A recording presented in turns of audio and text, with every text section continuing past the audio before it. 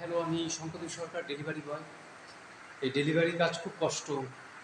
ঘন কুয়াশা, শীতের দিনে কাজ করতে হয়। প্রচণ্ড ঠান্ডায় শরীর কাঁপে, পার্সেল ডেলিভারি করি।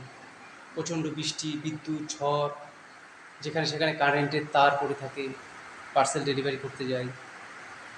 তারপরে হচ্ছে আপনার পার্সেল ডেলিভারি করতে করতে সন্ধ্যা হয়ে যায় কোনো সময়।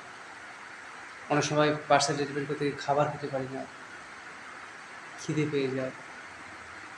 অনেক সময় পার্সেল ডেলিভারি করতে করতে অনেক সময় টাকা হারিয়ে ফেলি।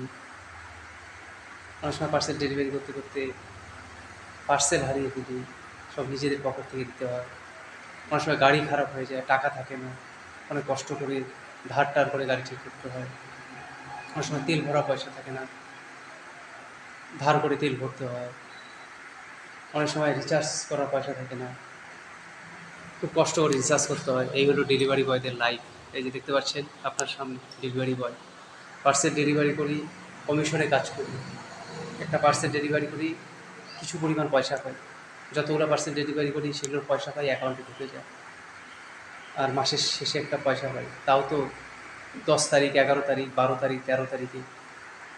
1, 2, 3 তারিখে কোনো টাকা পাই না। সেই 10 তারিখ, 11 তারিখ, 12 তারিখ, 13 তারিখে আমাদের স্যালারি।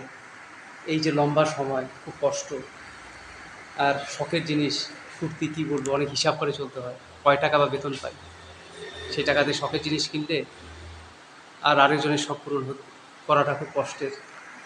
আর ডেলিভারি বয়ের কাজ কী বলবো, অনেকটাই কষ্টের বস।